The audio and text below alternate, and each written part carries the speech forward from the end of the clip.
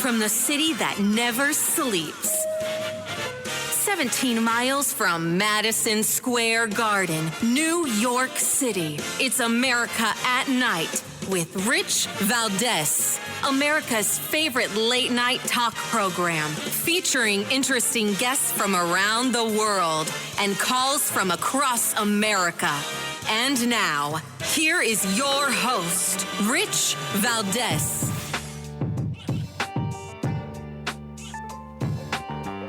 Hi there, good evening, and what's up, America? I am Rich Valdez, Valdez with an S, at Rich Valdez on all of the social media. Welcome to the Thursday night edition of the program. If you want to join us live on the phone, feel free, 833-482-5337, 833-4-VALDEZ. Now, do you guys remember when they said the 2020 election was rigged? It was rigged, folks, right? Trump said it, then a bunch of other people said it, and they started these Stop the Steal rallies all over the place, the big one in Washington, D.C., and then he said, let's peacefully and patriotically walk over to the Capitol, let our voices be heard, all right? And they went over to the Capitol, and then the whole J6 thing happened, right? But everybody said that, Trump lost every case. He's claiming election fraud, and it's this, that, and the other. Well, on Election Day, I'm sure you heard the stories. I didn't get into a ton of them, but there were a bunch of what they like to call glitches, right? When it happens, it's a glitch. When Trump says it, it's fake, phony fraud, where certain machines where, if you voted yes, it was coming out as no on the ballot. And, we caught it in time. We're going to reverse it. We're going to fix it. Then there were these other stories about we ran out of paper. I don't know how you run out of paper. And again, some people might think, well, that's an innocent thing. It's somewhat innocuous, right? You run out of paper. More people came than expected. How does that happen, right? If you're having a dinner party and you have a table that fits 8 people and you invite 4 couples and you've got 8 people, what are you going to do? Oh, I ran out of plates. Didn't you know 8 people were coming? There's something called a voter roll. And somebody called a county clerk or a secretary of state. These people are in charge with the election commission and whatnot of making sure the voter rolls are clean. So if 700,000 people live in your county and you have a polling location that is going to service estimated, maybe 150,000 voters, you get, 175,000 paper ballots. So you can put it through the machine and do what you got to do. I mean, unless they were overwhelmed with massive turnout, which that didn't happen. We know that didn't happen, right? No, half of America didn't even know there was an election on Tuesday. So I bring this up to say people need to keep an open mind. I'm not trying to push a tinfoil hat conspiracy on anyone, but I am saying things happen. These machines are not as accurate as the old one where you punched the number in with your finger and then you pull the lever and boom, you were done. And it punched a card and it was inside the machine or whatever. It's not the case anymore. The hanging chads machines, remember those? And I bring all of that up because last year, a guy who I know, I met this guy when I used to work in Christian higher education. He was a big supporter of the college I worked for. City Council President in Paterson, New Jersey, Alex Mendez. And Alex Mendez,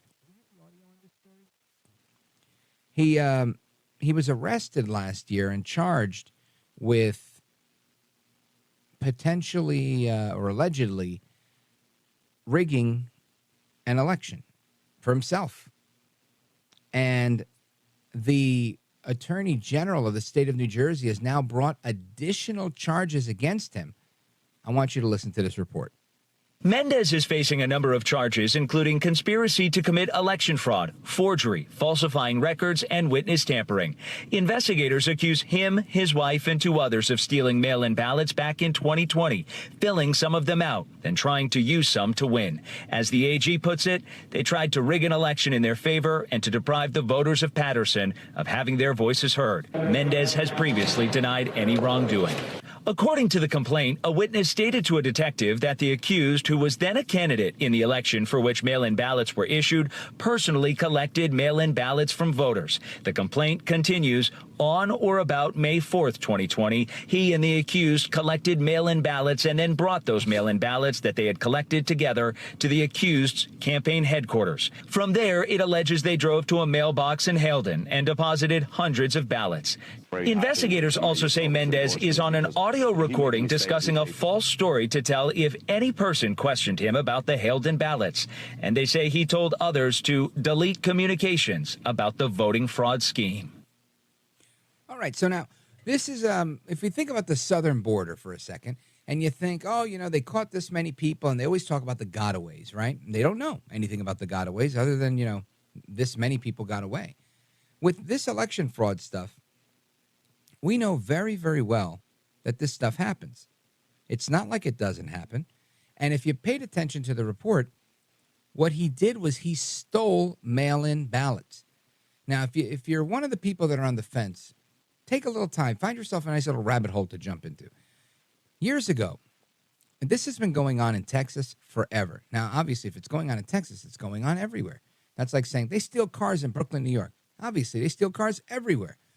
But some places more than others. Okay, granted. I'll bite on that. So, in Texas, and I'm all over the place here, but I'm trying to make a point here. They have these people called politiqueras. And the politiqueras are typically women that are very politically connected. And what they do is they buy ballots. And they have a group, a network of people who, when it's election time, they go and they go, hey, I need you to vote for so-and-so. And they give them like $5 a vote or something like that, or whatever they do. And then some campaign or some middle person who wants to engage in corruption will tell them, I need 500 votes for this candidate. And they'll go out and literally pay people to get their votes. It's completely illegal. And they also steal ballots from mail trucks and fill them out themselves and mail-in ballots and stuff like that. That's been going on forever, pre-Trump. And the FBI has been onto it. They consistently and repeatedly arrest people for this all the time. So now, election fraud is a thing. Now, I live about 15 minutes away in Bergen County from Patterson, which is in Passaic County. And they now have an unidentified state's witness with the Attorney General's office in the state of New Jersey who says he accompanied Council President Alex Mendez, who was running for city council at the time, and illegally collected mail-in ballots from voters, according to court records in the new election fraud charges that were filed against Mendez about a week ago. This is in addition to the charges that were brought against him in 2021 when they originally caught him. So here we are 3 years removed from the said election, and voila, they're finding more and more.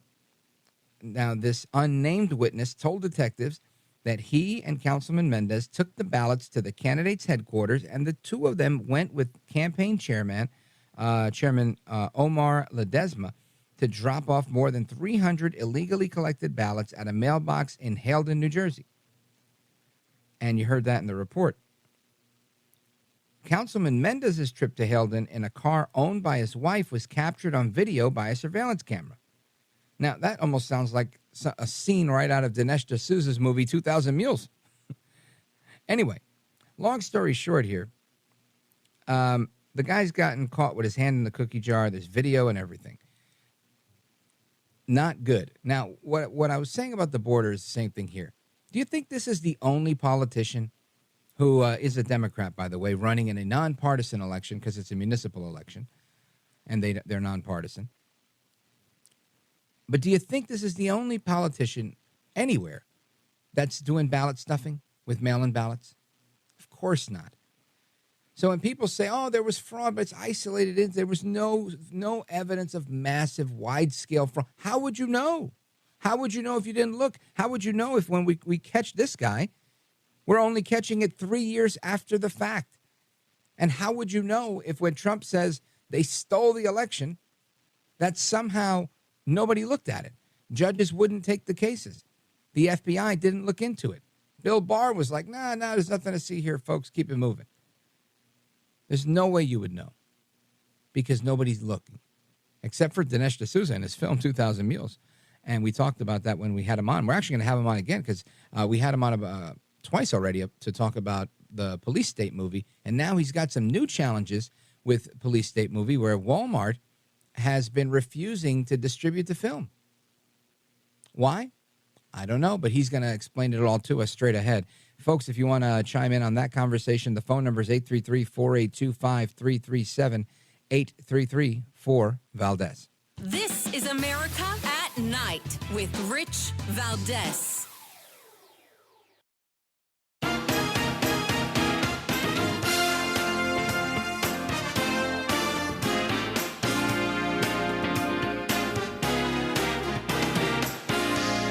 By the way, your ratings are up. Congratulations, everybody. It's always nice to check. I like to see, even if they're friends, I like to see how are they doing. Are people listening, right? That's but right. You're doing great. America at Night with Rich Valdez. All right, familia, welcome back, amigos. And earlier we were talking about ballot stuffing in New Jersey, and then a week ago there was a case of ballot stuffing in Connecticut. And I was just talking about Dinesh D'Souza and his last film, 2000 Mules, and it reminded me that I think it was last Wednesday, we had a replay of our interview with Dinesh D'Souza talking about his new film, Police State. And in that interview, he was just teasing the film. Since the film has come out, I was privileged to join Dinesh at the red carpet premiere at Mar-a-Lago last Wednesday for this film, Police State, and it was a phenomenal film. I mean, when you talk about the musical score, the content of the film, the cinematography, the quality of it, just a fantastic film, not to mention the content of it. Excellent interviews, really well done documentary. And it was a hit, in my opinion. And I got a note from Dinesh that now Walmart is playing games with the distribution of the DVD of the film. So we've invited Dinesh D'Souza to come back and join the program to tell us all about what's going on with Police State. Dinesh D'Souza, welcome back. Hey, thanks for having me on. Great to be back. You bet. So what is the story? What's going on now with the film Police State? Well, you'll be kind of amazed about this, but I suppose one should not be totally surprised. You make a film called Police State. You say the country is moving toward a police state. And if that's true, you should see some signs of it in the reaction to the film. So about a week after the film opens, the FBI pays a visit to our web designer. It's a female agent. She just leaves a card, just says basically, contact me immediately. So this is not a guy on our film team. It's an independent guy. But he's kind of freaked out. This is like a graphic designer? A graphic designer for your... No, the web guy, the website guy. Oh, the guy who's okay. managing our website gets a visit from the FBI. So they were obviously tracing the website to figure out, like, who's running the server. And, like, let's go threaten that guy, you know? So they start with that. In any case, we approach the FBI and go, what's up, guys? And they act like nothing's up. They're like, oh, well, no, we're not intimidating the film, nothing at all. And then what happens is I send a wire. Actually, sorry? I said it's like they stopped by to say hello. They stop by to say hello. And then my wife, Debbie, sends a wire from the film to Salem Media. This is to purchase advertising. The wire's for $106,000. And guess what? It's intercepted by the Biden Treasury Department. There's a division of the Treasury Department called OFAC, which is the Office of Foreign Assets Control. And if you look it up, it's an agency that's intended to stop international narcotics, international terrorism, and also like countries that are under sanction by the U.S. government. Now, we have nothing to do with any of that. We're sending a domestic wire from our bank to Wells Fargo, the Salem Bank, and yet the Biden Treasury Department freezes the money. They take it out of our account, but they hold it. Wow. And again, you know, we're freaked out about this because we're like, what the heck? How can they just seize our money like that for no reason? And so I have a friend at Newsweek who calls up the OFAC people, goes, what's up? Can you give an explanation for why you've taken this money? And then quietly, without saying a word, without returning the phone call, they put the money back in our account. So that's incident number 2. And then, of course, you mentioned Walmart and Amazon. We've sold products with Walmart and Amazon before, no problem. Neither of them will sell our DVDs. Really strange. I mean, this is not a banned topic. I can advertise it on YouTube or Facebook. No one has even intimated or alleged that any fact in the film is incorrect. So there have been no negative Right. fact checks on the film. And Dinesh, I just want to clarify that this is like your 10th film, right? Oh yeah, and this is film number 7, and Number 7. and I've sold so many. In the so past. they can't say it's not selling because we Right. packed the theaters with the film. But I'm saying you've sold them before on Amazon. Absolutely. Right. Absolutely. So I think, again, the question arises, like, is somebody from the government, like, contacting these companies and saying, in effect, look, we'd rather you not sell this film. This is, like, damaging to the government. Because when we look at the police state, and this is depicted in the film, it's an octopus stretching across the public and the private sector. So it's not like the government is above going to digital platforms or it's above going to private corporations and instructing them as to what to do and using the government's leverage on these companies to intimidate them and to get them to do the Biden regime's bidding. So think of it. This is all classic, like, police state tactics, and we're feeling it. Crazy. Crazy I mean, stuff. I'm listening to this and I'm thinking, you make a movie about this topic and they go ahead and kind of take the bait. It's almost like they want to pound on their chest a little bit. Say, oh, you want to talk about us? We'll show you how much police state power we have, even if it's just to, like, pull your leg a little bit here. So what are you doing in addition to, letting everybody know about it? Are you taking legal action? Are you going to sue them? How does this work? Yeah, so there's a fellow in the film, you probably remember him, he's John O'Connor. He's a very prominent lawyer and former federal prosecutor. So I called up John and I said, look, basically the Biden administration has taken our money, and sure, they might give it back to us 6 months from now, but we need it now because we're paying for advertising to promote our streaming, to promote our DVDs. And he goes, this is how they mess with you. He goes, look, I guarantee you'll get the money back, but I can't tell you when. And then when I told him that they had put the money back in our account, he goes, that is extremely unusual. It's probably just because they got media inquiries. They didn't want to have to explain why they took our money. It appears too blatant a corroboration of the theme of the movie. So they were like, okay, fine. They backed off in this particular case. But it really shows you that when you have these police state tactics, even if you're an ordinary individual or whether you're a small company like ours, you have to push back. You cannot just let it happen to you, because if you let it happen to you, and that's what happened with a lot of these January 6th guys, is they trusted the cops. Like, they're like, I'll talk to the FBI. I'll clear it up. These are good guys. Let me just explain. It'll all be cleared up. I'll be able to go home. No. When these guys come to your door, they're coming to trap you, to pin it on you. They don't want to. The only reason they're talking to you is to get information that they can use against you. And so, unfortunately, in America, Rich, we reached a point where we have to treat our public institutions with extreme suspicion. This is absolutely, it's, again, disappointing, but not surprising, but still, like, wow. Now, Dinesh, it seems to me eerily similar to the New York Post article about the Hunter Biden laptop, where they did everything they could and they went crazy to try and suppress the story. So here you have this film, it's catching on, people like it, and voila, let's put the kibosh on it however we can without looking like government censors, but being government censors. And I have to tell you, I brought my girlfriend to the premiere, and she's a very apolitical person, probably more liberal than anything. And she left saying, fascinating film. She was really moved by it and was really surprised at how much of that is actually happening. Folks, we're on with Dinesh D'Souza. He's explaining to us how the police state is coming after his film, Police State. We're going to come right back with him. Don't go anywhere. It's Rich Valdez with Dinesh D'Souza.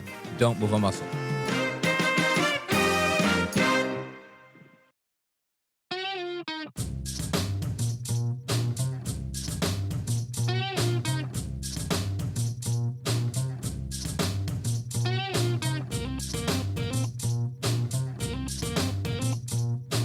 America at Night with Rich Valdez.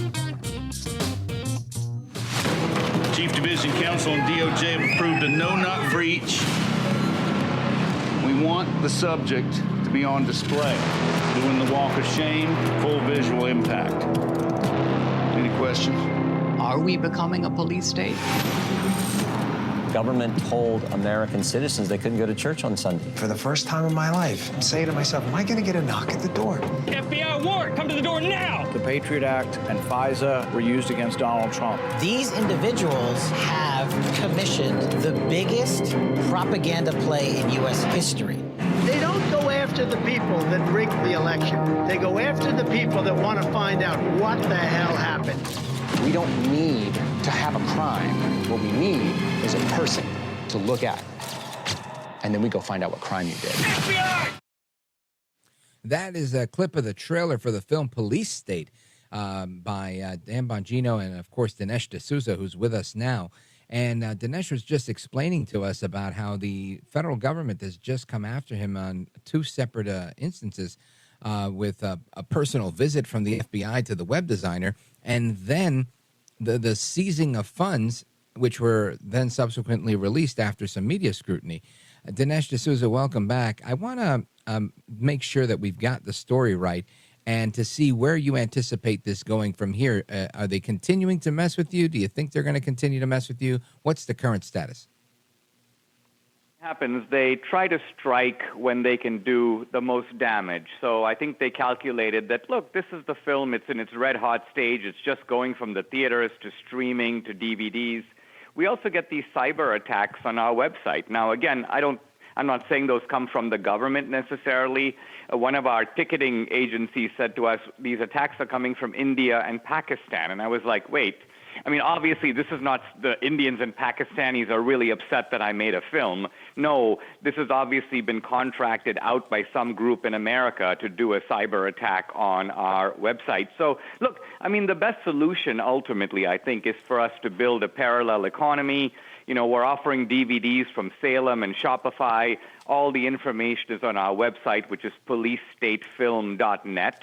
So watching the film, sharing the film, getting DVDs and giving them for Christmas, I mean, this is the best way to teach these people a lesson, because ultimately selling DVDs is about commerce. And so Amazon shuts us down, that's fine. We'll sell our DVDs some other way. That we can't force them to hold. And if we ask them, what's really interesting in all these cases is you never get an explanation. Hey, Amazon, why won't you stock our DVDs? Dead silence. Hey, Walmart, you used to be a conservative company out of Bentonville, Arkansas. The original Walton family, extremely conservative. What happened? Dead silence. So, you know, this is just our predicament in the country today, where you make a film called Police State and you're sort of confirmed a little bit at every junction. It's you know, I want to say it's outrageous, but it seems like it's par for the course now. You know, no matter what you do, if you go against the deep state, the administrative state, the federal bureaucracy, one way or another, if they feel threatened, they're going to come after you. And I used to think it was just like the regime in charge, but we saw with the Trump administration that really wasn't the case, right? It had nothing to do with Trump. Didn't weaponize the police powers of the state. They did it against him while he was a president. So I guess it comes to the overall theme of the film, and if anybody hasn't seen this film, you should. Do we get away from this, Dinesh D'Souza? I feel like it's just like an ongoing problem that we just have to learn how to manage, because I don't think there's ever going to be an end to it. Well, here's why we are in a difficult mess. And it's not even because of the aggression that is coming from the left. It's because of the sheer invertebrate reaction from the right. Case in point, just in the last couple of days, 70 of the House Republicans voted for a $300 million new FBI central complex in Washington, D.C. Think about that. This isn't one or two Republicans, it's 70. And this is after the FBI recently divulged to Newsweek that they're creating a new category of MAGA Republicans to be surveilled, scrutinized, followed, and monitored as if they're domestic terrorists or potential domestic terrorists. And so you think Republicans who are the target of the police state would be like, okay, guess what? We control the appropriations process. All bills originate in the House. you're not getting a penny of the $300 million. You better reform your practices. But no. So, this is when I'm reduced to a kind of sputtering helplessness, because it seems to me that when somebody's raiding your house and you're telling them, come right in and I'll help you buy the ammunition and the bulletproof vest and then the battering ram to come through my front door, that's the problem right there. What does an average American, what do the listeners to this program do to combat this? Well, I think the most important thing is, look, I'm not saying that all the Republicans, some people think all these Republicans are bought and paid for, they're all part of the swamp, and some of them are bought and paid for, and some of them are, in fact, too happy drinking at the swamp. But a lot of others just don't realize that this is the America they're living in now. They live in a kind of insulated world. And so just helping me get the message of this film out is like vitally important, because it seems to me a lot of our own team, our own side, is a little bit like the antelope that's kind of happily grazing. And if you tell them about the police state, it doesn't work, because it's like me coming and telling you about India. This is what it's like. You're like, yeah, okay, fine. But it's completely different if I say, listen, come over here. This is a video. This was my house. That's me sitting over there. That's the school I went to. You can look it. You can smell it. You can feel it. So a movie can bring that all home to you, just like you mentioned for your girlfriend. It brings the reality of the police state experientially to people. And so I just ask your audience, check out the movie, experience it, share it. And that alone will do a lot to wake up people to the fact that this is not a normal situation. Yeah, we antelopes can keep grazing, but there is, in fact, a predator behind the trees. We need to take some protective action. Folks, we're on with Dinesh D'Souza. He's the filmmaker behind Police State, the film, and it's I highly recommend it. Excellent film. I know some people were able to see it on Rumble. Others are going to be purchasing the DVD. And we're coming right back with Dinesh. I want to get a little bit of some of the behind the scenes, some of the stuff that you probably haven't heard about yet. So stick around. We're coming right back. 833-482-5337 is the phone number, 833-4-VALDEZ. This is America at Night with Rich Valdez.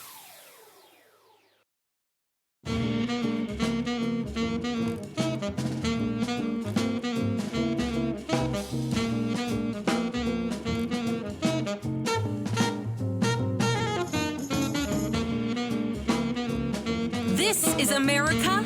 This is Night. This is Rich Valdez. All right, familia, welcome back, amigos. We're on with Dinesh D'Souza. And Dinesh, I want you to share a couple of things that happened in the making of the film that maybe some of us haven't heard about, funny or otherwise interesting. Well, when I set out to make the film, I wanted to have two kinds of people in it. One is informants, whistleblowers, people who are familiar with the kind of genealogy, the origins and the architecture and the organization of the police state. And so there's a lot of that in the film. It's kind of people with inside knowledge. And it's another reason I wanted to team up with Bongino, because he's a former cop. He's a former Secret Service agent, so he's a guy who has some knowledge of the police state. And the other kind of person I wanted in the film is a lot of ordinary people just going through the normal business of life, and yet they find themselves face to face with the police state. So here's a kind of a small detail that really struck me, and I'm not even giving like an outrageous, emotional, tear-jerking example. It's just a simple example.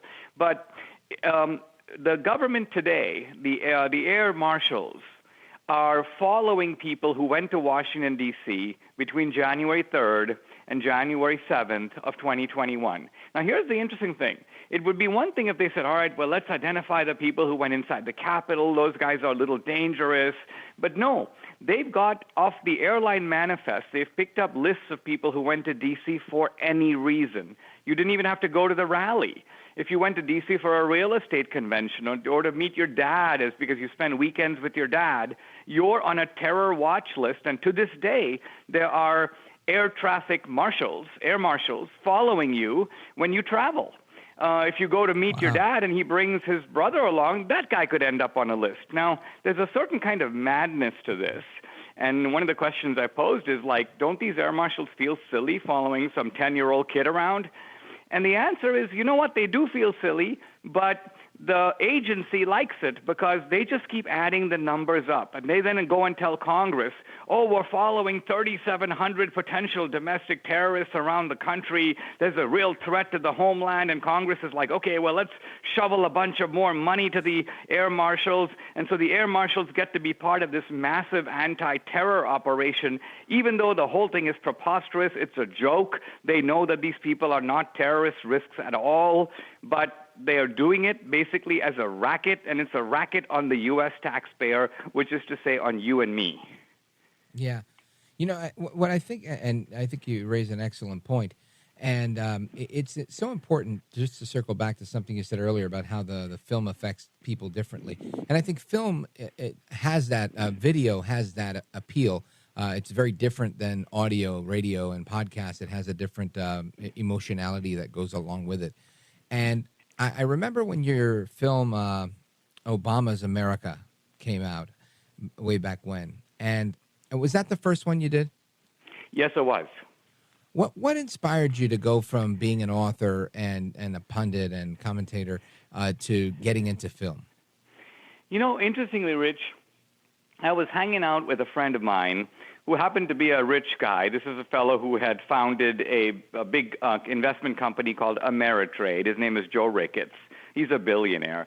And he said to me, Dinesh, I really like your book on Obama, and I'm going to buy a full-page ad in the Wall Street Journal because I want it to reach more people. And so I told Mr. Ricketts, I go, Joe, please don't do that because it's going to cost you $50,000, and I'll sell 200 more books, but it's not going to be worth it, so don't do that. But he ignored me, and he did it. And, of course, I sold 200 copies. And then we met again, and he's like, well, Dinesh, you know, like, how do you reach more people? How do you reach 1 million people? And I go, well, 1 million people don't read a hardcover political book. If I'm going to reach 1 million people, I'm probably going to have to make a movie. Michael Moore made, Fahrenheit 9/11. Right. He dropped it in the middle of the 2004 campaign. He reached millions of people. So basically, Joe Ricketts is like, okay, Dinesh, you go find out what it's going to take to make a movie on this book you've written on Obama. And so I came back to him in 2 weeks, and I go, well, Joe, I found out. I've asked a bunch of people. It's going to take about $2.5 million.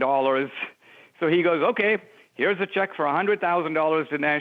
Go find 24 other people to do the same thing, and then you can make your movie. So that's what I did. Wow. Sounds like a task, a really tall order. It was, and to be honest, I think the early investors who came in, you know, they had no idea this movie would do anything. They were like, okay, Dinesh, we like you. We think you're going to do a good job. And so let's just try it out. So that was really my first film, and it was a big hit. And, of course, it paved the way for me to do subsequent films. And, of course, we've all learned a lot over the past 7 films that we've done. So I think I can feel confident in saying that Police State is at a whole different level than some of the earlier films, just because I've learned a whole bunch of stuff over the past decade. What would you say some of the major takeaways that you've learned in the filmmaking process are? Well, I would say that it's really easy for the other side and really hard for our side. And this is why a lot of people who have tried to make films have not succeeded. Because if you're on the left, your job is super easy. If you're Michael Moore, you want to make a film, you go to a studio, and you say, I have an idea to make a film about guns. And they go, here's $10 million. Go make that film. And then Michael Moore makes the film, and then they go, okay, wonderful. On Monday, you're going to be on The View. On Tuesday, Stephen Colbert. On Wednesday, Bill Maher. On Thursday, you're going to be on ABC News. 60 Minutes is going to be ready for Sunday. So your path is like paved for you. On the conservative side, you need to have legal expertise. You need to raise money. You need to know how to make a film. And even if you can do all those things, you then have to have a big audience already so you can market the film. And if you fail at any one of those things, your film goes kaput. So that's the problem, is you've got guys who have money, but they're not creative. They don't know how to make a film. The few people who have money and are creative don't have the marketing ability to get the film out there. So this is why the project of making films on the conservative side is, in fact, rolling the stone up the hill. Yeah, I think it's poetic, right? It's like so many things on the conservative side. It's always an uphill battle, lamentably. Well, I mean, it's an uphill battle because the institutions are aligned against us, and instead of helping us, they're blocking us. And so in addition to the normal difficulties of starting a business, we're being thwarted at every turn, you know. So I try to buy ads on Facebook. They're like, no, can't do that. So then they try to, like, you know, cyber attack on the website. All this kind of stuff to thwart you. And then even, you know, even on our own side, I mean, what we do is we count on people to help us, but a lot of them don't. I mean, Fox News has not said one word about police state, dead silence about it. The RNC, zero help at all, worse than helpless. So again, think about it. If I was on the Democratic side, I made the exact same film. Let's just say I made a film, Police State, and the theme was that Trump is the dictator, the Republicans are trying to take away rights. I mean, the DNC would be all over this. Liberal billionaires would be calling for meetings with me about ways to get this message out. We have nothing like that on our side. Well, America, if you're listening to this and you've ever seen one of Dinesh D'Souza's films, you know what I'm talking about. They're excellent. And if you haven't, then you have to get to watch the film. Dinesh, let everybody know how they can support your cause and help America by watching one of your films and buying the DVD. Well, start with the new one, and the one-stop shop is the website. It's policestatefilm.net. Not .com, policestatefilm.net. You'll see there are 2 or 3 options for streaming the film. You can stream it to any device, including your big screen TV. And then you can order DVDs from Salem or from Shopify. But go to policestatefilm.net, and your life will be very easy. Policestatefilm.net is where you go, policestatefilm.net. And give Dinesh D'Souza a follow on social media so you could stay up to speed with everything that he's doing. Dinesh, Godspeed to you. Keep up the great work. I appreciate it. You are a gentleman, a scholar, and a patriot, and I'm grateful that you stayed up late to chat with us. Thank you so much. You bet. Folks, there is more to come straight ahead. Your calls and more. Don't go anywhere. This is America at Night with Rich Valdez.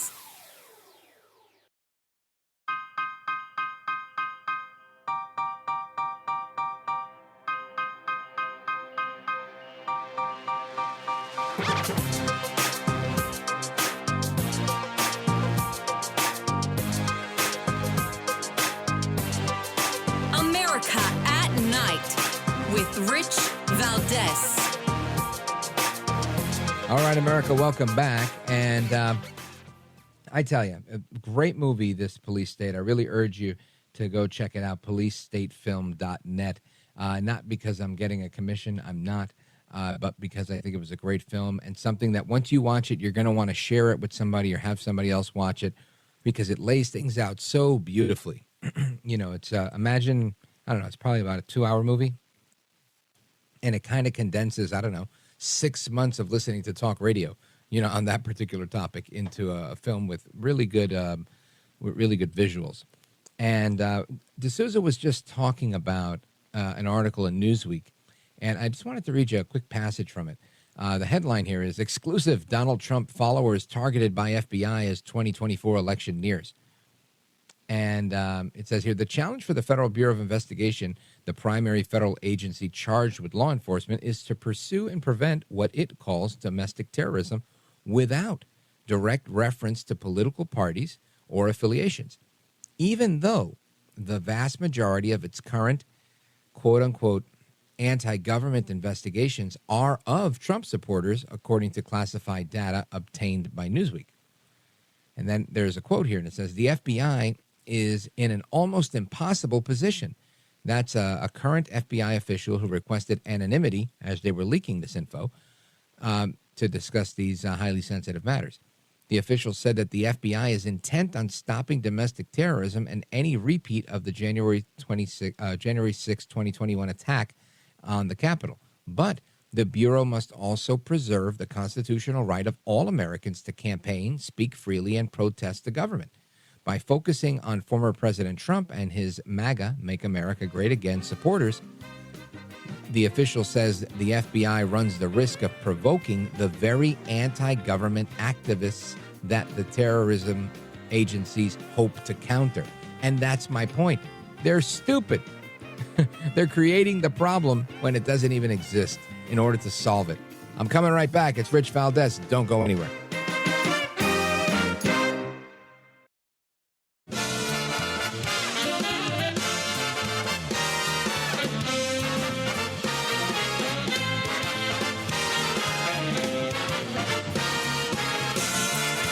Live from the city that never sleeps. 17 miles from Madison Square Garden, New York City. It's America at Night with Rich Valdez, America's favorite late night talk program, featuring interesting guests from around the world and calls from across America. And now, here is your host, Rich Valdez.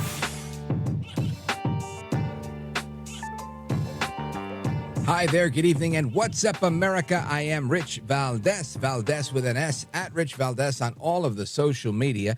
Welcome to the second hour of the program. If you want to join us, give us a call, 833-482-5337, 833-4-Valdez. And, of course, we've been talking about the news of the day. And one of those headlines is that Joe Manchin, senator from West Virginia, will not be seeking re-election next year. And I'm guessing that's because he's losing all his friends in the Democrat Party because they've gone so far to the left, and they think that he's a Democrat version of a rhino, right?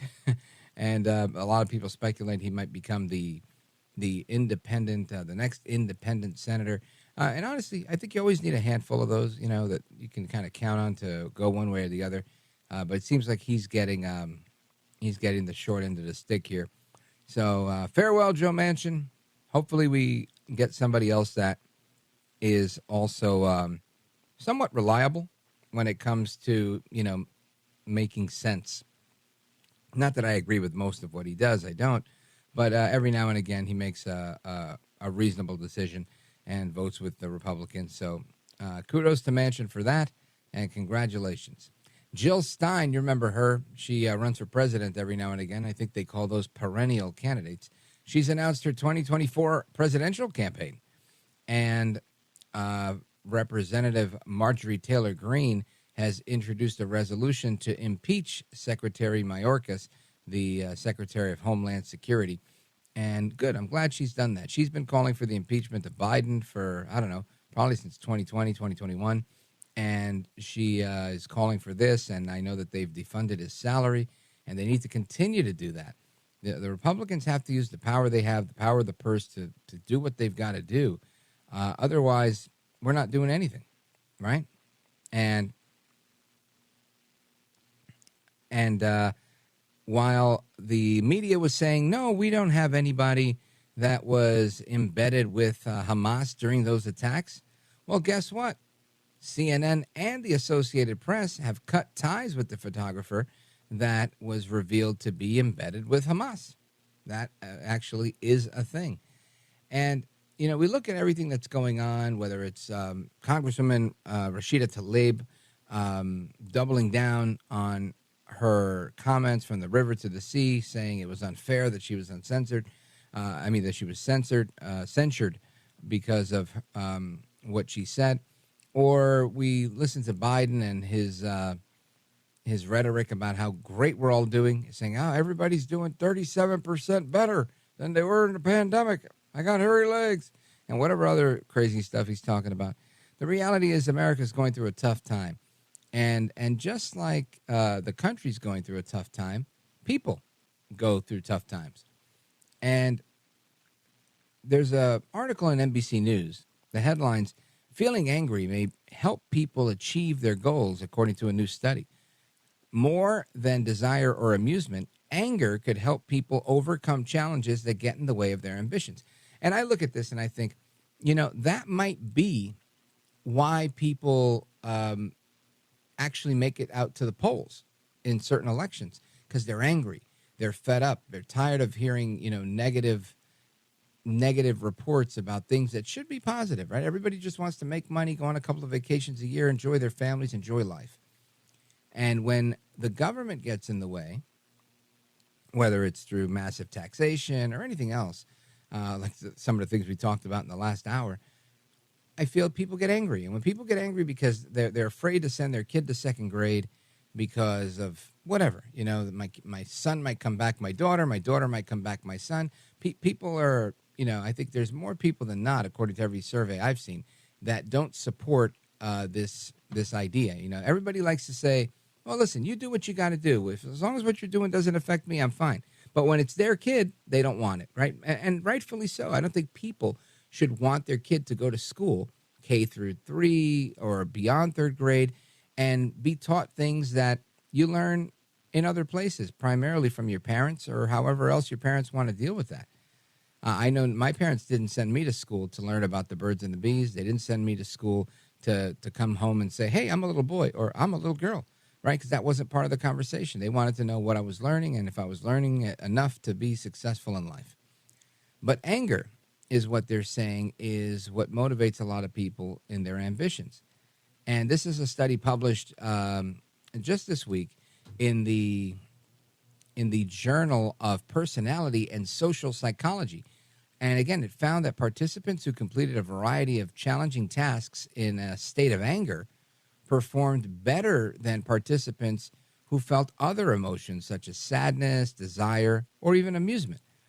And I guess, it's like people double down on things when they get mad.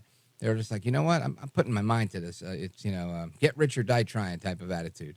So I want to talk about that with our guest because it's a fascinating topic to me.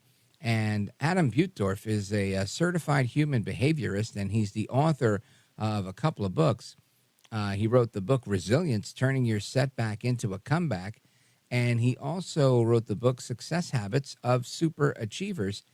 And I want to welcome him to the program. Adam Buttorff, welcome, sir. Thank you, Rich. Appreciate you having me on. My pleasure. Now, I want to get your take on this this study that was published in the Journal of Personality and Social Psychology regarding anger and how anger could be an effective motivator. What say you? You even hit on a little bit of things that we associate good things with anger, because most people, when they think of anger, they think, oh, it's all negative. But it can be a very a very motivating energy that you can funnel to good things, like voting, right? You get angry about something, you're going to get out and vote and do something about it. Absolutely right. But also think about this. We train our athletes to use anger to push them to new heights physically all the time. I remember Michael Jordan interviewing, and every major player can do this, but Michael Jordan specifically, I used to think he would literally imagine people would talk about him or his mom to push him to push harder, to work harder. And how many stories have you heard about someone teasing somebody, they get angry, and they outperform in every area? But the study specifically went through taking it, hey, let's channel that. We usually think about it for physical things like athletes or, put anger towards a workout because, man, there's so much energy that is generated with anger. Most people say, let's just contain it. Let's just breathe through it. Don't have it. Well, those are good things. But actually, anger can really motivate the heck out of you to get some action done. Do the difficult things. Not easy task. Now, you don't want to get angry and do menial tasks. That's not going to be as effective. It's the hard things, the difficult things. I call it climbing over the proverbial wall or pushing through something really challenging. It is really a great energy to do that if you can learn to focus and channel it.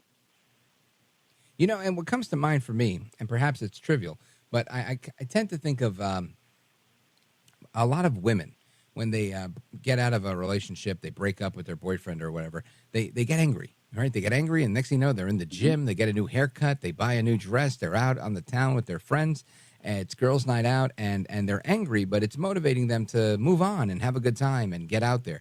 And I think a lot of us do that, especially if we're at work and we're working on a project and we don't get the project we want or whatever it is.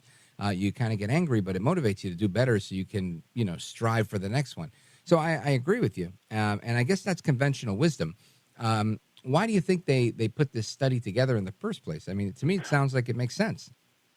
But think about it, because everybody talks about, happiness states and sadness. And what they wanted to understand is sadness actually kills your energy or motivation to get anything done. They say, okay, well, what about just natural enjoyment?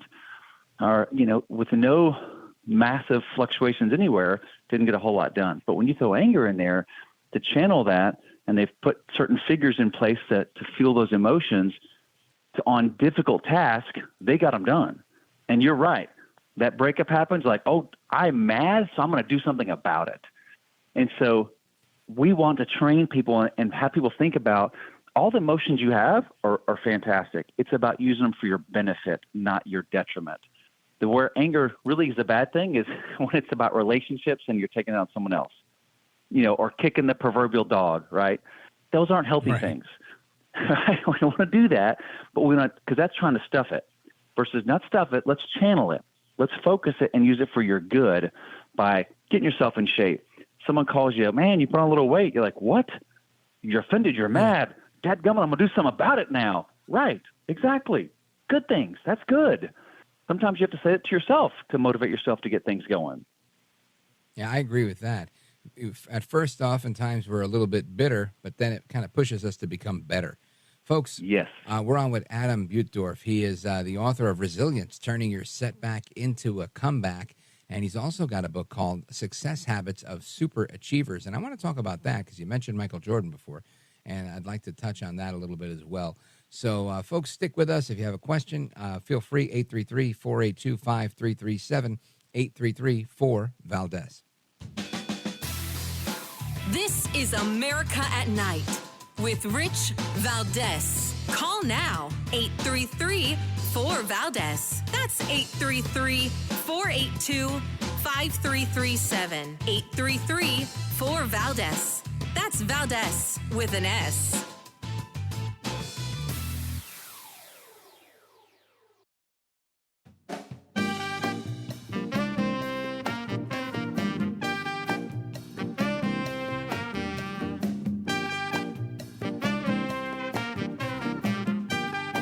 America at Night with Rich Valdez.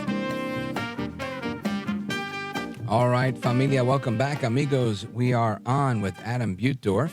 He's a certified human behaviorist, and we also have a call from Rochester, Minnesota, KROC. Let's check in with John. Hey, John, you're on with Adam Buttorff and Rich Valdez. Go right ahead. Yeah, it's great to talk to you. The question I have, well, I've got a degree in biomedical sciences and whatnot, and I know a little bit about psychology and working the brain, but the question is, can the emotion anger in any way raise the level of the neurotransmitter dopamine, which is the happy reward molecule to the brain, so you repeat a good thing? It's in like methamphetamine and cocaine. They boost dopamine, sex boosts it, food boosts it. So if the emotion anger does in fact cause a rise in the neurotransmitter dopamine, would it not then be potentially addicting? All right, John, thank you. Adam Buttorff? Great question. So the question about dopamine being addictive, the result of dopamine is accomplishing or a hit of results. If you take anger and channel it to get things done that you want to get done, that you struggle to get done, that's naturally going to get you the dopamine hit that you want. Same thing with, we scroll social media and all those things. Give us that dopamine hit of satisfaction, of accomplishment, of feeling good. Could it be addicting? It could be. Long term, the same aspect, that's what you want. You want to be addicted to getting good results from what you want in your life and move in the right direction. So, good question. Thank you, John. And, you know, what's interesting about anger is it does, in fact, release dopamine, and people can get hooked on that. And this is how you get people that are like rageaholics that become addicted to anger, which obviously is a horrible habit. It's kind of like the dopamine triggers that come from eating a cheeseburger, right? If you start feeding your dopamine with cheeseburgers, you end up getting really fat. I know that from personal experience. So I think, you have to definitely manage how you trigger dopamine. But it really was a good question. And I want to talk a little bit about the let me make sure I say this accurately, the success habits of super achievers.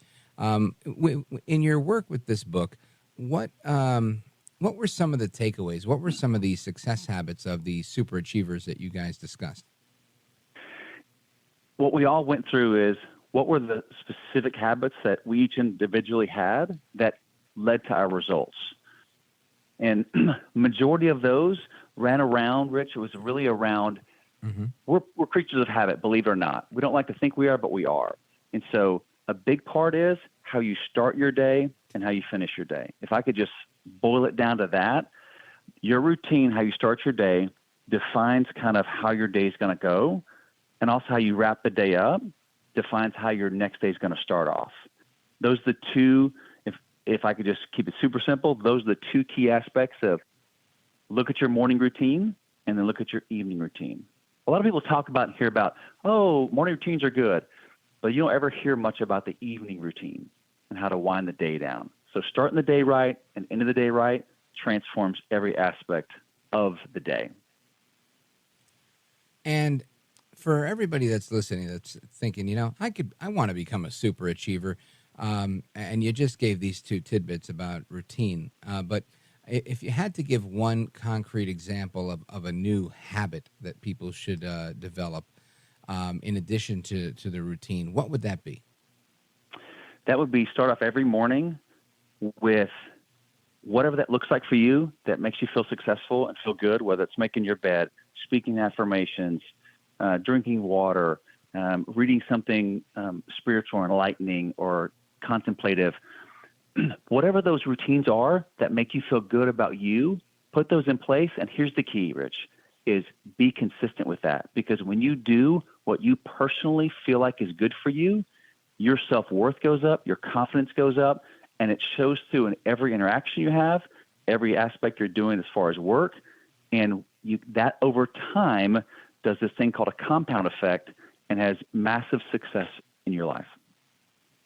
Outstanding.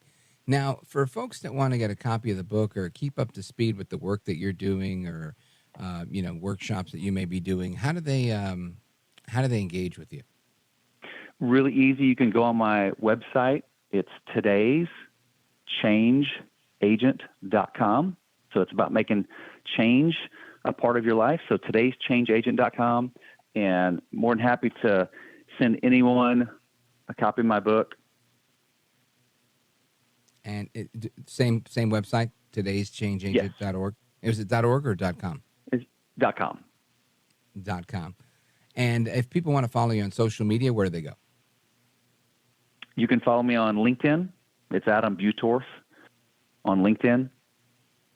It's probably the best spot for me. And folks, that's Adam, last name Buttorff, Buttorff. Adam Buttorff, I want to thank you for being with us. I think this was a really interesting discussion on how we could channel anger turn it into something a little bit more positive. And the idea of routine, for me, was a big thing. I've always been very kind of disheveled, disorganized. I have ADHD, and I'm kind of all over the place. But learning how to nail down routines that worked for me. I've had plenty of routines, like getting to work at 9 o'clock and things like that. Those didn't always work for me.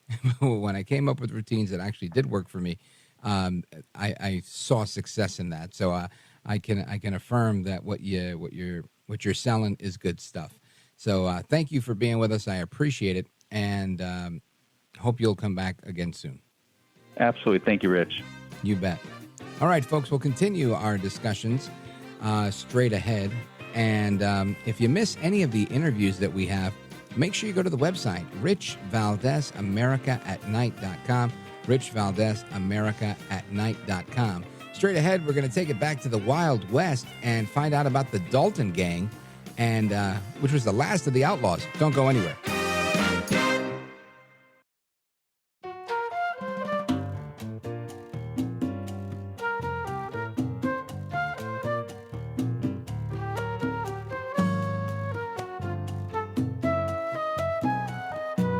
America at Night with Rich Valdez. All right, familia, welcome back, amigos. When I was a kid, my dad was a fan of what they called spaghetti westerns. And I remember, all the Clint Eastwood ones, where especially I think it was The Good, the Bad, and the Ugly that had that great song when they had that little showdown at high noon where it's, I don't do it that well, but great memories as a kid watching the westerns. And I want to bring it back to the Wild West because the last of the Outlaws was the Dalton Gang. And back in 1892, as I'm reading this, They attempted their boldest and bloodiest bank heist yet. And I want to get the scoop on that from the author of the book, The Last Outlaws, The Desperate Final Days of the Dalton Gang. And Tom Clavin is the author of that book. It just came out, so you got to get a copy of it. And I think you're going to enjoy listening to this story because it really comes to life in this book. Tom Clavin, welcome to the program. Well, thank you for having me on the program. I appreciate it. It's my pleasure. So I want to get into this. I find these stories fascinating because I feel like in many ways, like if we juxtapose it with today, we have a whole new set of outlaws, whether they're in politics or elsewhere. And when you study the old outlaws, you kind of understand the new ones a little bit better. Now, what was the impetus for you writing this particular book? Well, a lot of times you come up with a story or you find a story and you hope that it's going to have a good ending or it's going to have something climactic, the event that's going to really take the story to a new level. In this case, it was the opposite. I can't remember what I was looking for. I was sure I'm looking for something else. And I found the story of Coffeyville, Kansas in October 1892, where there was this Sam Peckinpah-like shootout. It's like the ending of The Wild Bunch. This big shootout, which a whole town took on the Dalton Gang. And I found it fascinating in the action-packed scene that it was. And I said, I got to find out more about, what brought everybody together at this particular day and this particular time, this particular town. So that was the impetus for it, to do the research into what happened at Coffeyville, Kansas in 1892. And I started to backtrack into the Dalton Gang, the Dalton family, and not just the Daltons, even though, they're the ones in the subtitle, the Dalton Gang, Desperate Final Days, but who were the lawmen that were involved? Who was some of the other characters, the hanging judge, Isaac Parker? There's all these other characters that got involved. So I found as I did more research, the story started to tell itself with all these interesting characters. So let's talk about the Dalton Gang, their lineage, and who are they? Well, I'm glad you mentioned lineage because after the Civil War, two of the biggest, most notorious gangs were the James brothers and the Younger brothers, and they actually rode together for a time and robbed banks and trains separately. And the Youngers were related to the Daltons. Mrs. Dalton, the mother of all the Dalton kids, her maiden name was Younger. So there was like this progression from after the Civil War to almost the end of the 1800s to the beginning of the 20th century of these outlaw gangs populated by brothers. And the Daltons were the last, I use the term great loosely, the last great brother gangs of the Wild West. And so their story of who they were and why they did what they did. And they actually had an older brother who was a deputy U.S. Marshal, who had a very respectable career as a lawman. The idea that some of these characters kept going back and forth across the line. You mentioned about politics today. How many times do we think that politicians go back and forth across the line? That was the way it was with the outlaws in the 1880s and 1890s. They could be deputy marshals one week, and 2 weeks later they're robbing a bank. As I'm listening to you, you talk about, you got brothers that are outlaws, and I'm thinking, like Joe Biden and James Biden, right? It's so many juxtapositions that come to mind. So now you talked about the James brothers, you talked about the Youngers, and now you have the Daltons. So tell us about the Daltons specifically. Well, the Dalton brothers, I think there were 15 Dalton children altogether, and I think 7 or 8 of them were brothers, were boys, and they sort of represented the generation that grew up just before and during the Civil War. They grew up mostly in Kansas and in Missouri and in Oklahoma at a time when there was a lot of strife, before the Civil War. There's bleeding Kansas. Some of your listeners might know about whether Kansas should be a free state, a slave state. And so they grew up in a very turbulent time where outlaws and bushwhackers and bandits were frequent occurrences. And so they didn't grow up with the greatest influence to be on the straight and narrow. Frank Dalton, one of the older brothers, was trying to set an example by being a deputy marshal and by being a very good one and very respected one. And then trying to make an arrest, he was killed in a violent way. And that set the wrong example. The younger brothers said, Bob and Grattan and Emmett and Bill, the younger brothers said, we're going to be if we're going to get killed, why not? Why do it being a lawman where you're poorly paid? Let's be bandits. Let's be outlaws. Let's make the big scores. And that was the beginning of the Dalton Gang. And again, these guys are either like cousins or nephews of Jesse James and his brother. Yes, the James Younger gang was one of the biggest gangs in the post-Civil War era, and there was a direct family connection between the Daltons and them. So they almost felt like they were carrying on the family business. And that sounds kind of silly to say, but they really believed that the outlawing was a family business, and it was their turn to take over from the previous generation. Yeah, it's like the crime families from the Cosa Nostra. Yes, exactly. Exactly. It was the next generation. Let's do what they did, and let's do it better. Outstanding. I want to continue on this thread, and I want you to tell us a little bit how they put this their biggest and bloodiest bank heist yet together. We're going to take a quick pause, and I'm going to give the audience the phone number, 833-482-5337, 833-4-VALDEZ. This is America at Night with Rich Valdez. Call now, 833-4-VALDEZ. That's 833-482-5337. 833-4-VALDEZ. That's Valdez with an S.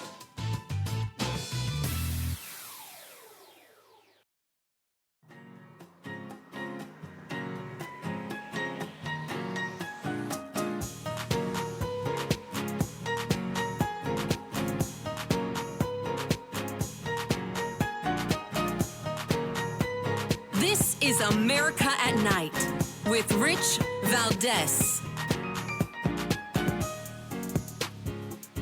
All right, America, welcome back. And you've heard of Jesse James, and his cousins wanted to outdo him, being the best bank robbers in the family, and that, of course, were the Dalton brothers. And this Dalton gang was something else. We're on with Tom Clavin. He's the author of The Last Outlaws, The Desperate Final Days of the Dalton Gang. And Tom Clavin, tell us about what they set out to do to kind of beat the Jesse James record. Well, they had this idea that they were going to go to Coffeyville, Kansas, and rob two banks, which were across the street from each other, simultaneously in broad daylight. And you might think, well, what kind of crazy scheme was that? Who thought of that? Well, Bob Dalton, who was the brains of the Dalton Gang, which is not saying a lot, he wanted.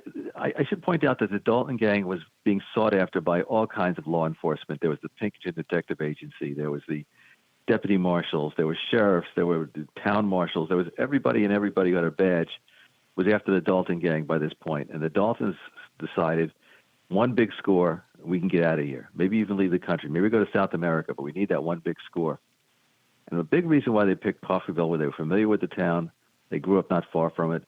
But more importantly, in Coffeyville, I knew that this was a town that the Wild West had passed by. The Wild West was now in Arizona and New Mexico.